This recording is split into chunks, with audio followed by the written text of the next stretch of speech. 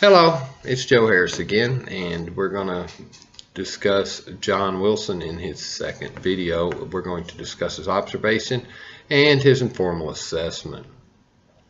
On the day I observed John, he came to class about 5 minutes late. He was meeting with his therapist. He walked in, took his seat. You could see he was visibly upset. He placed his head down and didn't participate for about 5 minutes. Eventually, he began to participate, and the classroom is reading City of Embers.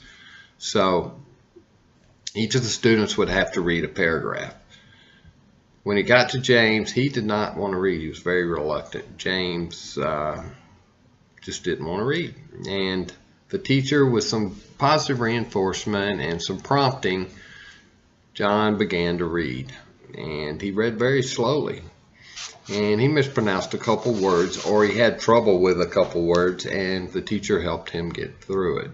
The second part of the class, during the observation, John had to write a small paragraph summarizing what they had just read. It looked at the beginning like John was following the instructions, but he was just sitting there. The teacher noticed as she walked around the room and came up and asked him why he hadn't began writing. He answered that he didn't know what to do. There was a little discussion there, and she asked him a few questions about what they were reading, and he answered it. And she asked him, just write that down, what you were just telling me. So he complied, and class ended. After the observation, I decided to design my assessment on math. During John's evaluation in his mini tests, he had reading and writing and math strengths. When he's reading, he can decode words. He makes inferences to real life situations when reading text. He's able to write simple stories from prompts, and he really enjoys, and he's pretty good at working with technology when they get a chance to do that. Overall, I recommend John start building his vocabulary. It's very, very small when he's writing. Also, he needs to work on his reading fluency. More practice as he is reading. He can also do some pair reading activities. And many multi-syllable words should be put into his assignments. Also, he needs to focus on punctuation. This can be done in a few ways. Provide activities for him to read aloud and ensure that he's using the proper punctuation. Pair reading activities with discussing punctuation will work. Also, giving him a sheet with the different punctuation marks and letting him keeping that at his desk. John's strengths in math include he adds and subtracts multiple digit numbers. He can multiply single digit numbers, and he knows the value of money denominations.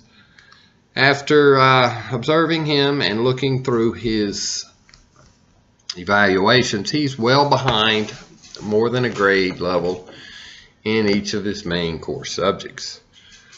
I'm not a math teacher by trade, so anytime during the special ed courses that I have been working with, I always try to do math assignments since I'm not familiar with it, just as a professional development tool for myself.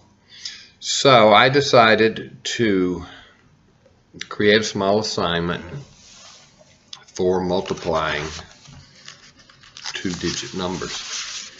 And I designed a simple sheet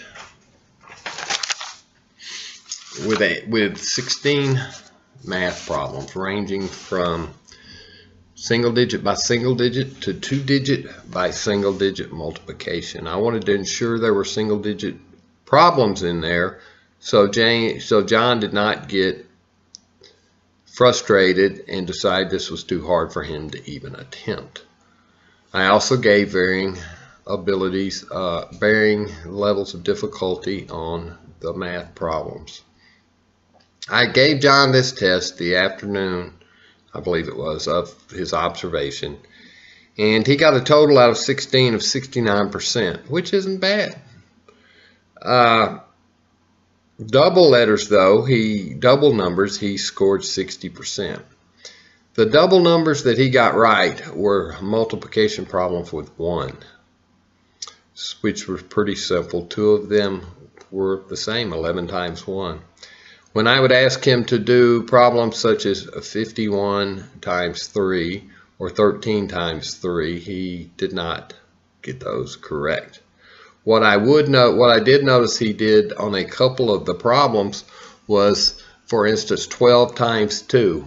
He got the 2 times 2 right, which is 4, but then he just brought the 1 down instead of multiplying it by 2. So James is beginning, he's an emerging learner with multiple digit numbers, and he only missed 1 of the single digit numbers, and I think he just missed it. He worked on this. When I first sat down with him during this assessment, he wanted to talk, and that's all he wanted to do. And part of that could be that I'm new, interesting, and that's a big deal for these kids in the facility. You don't see a lot of many people.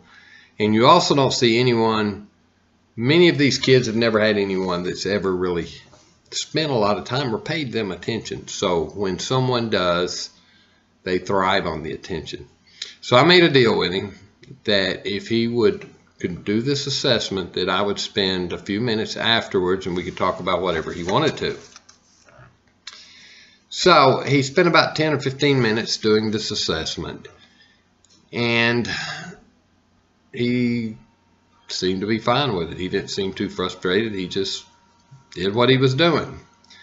Afterwards, he gave me the piece of paper and we talked for about 5 minutes or so about basketball. He wanted to know how the Razorbacks were doing.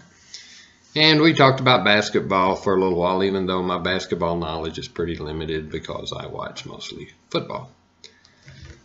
But anyway, he was content. It was very successful. John was very, very positive.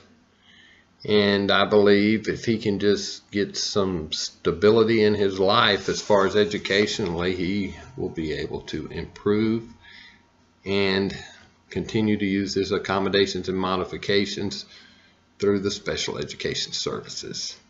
Thank you.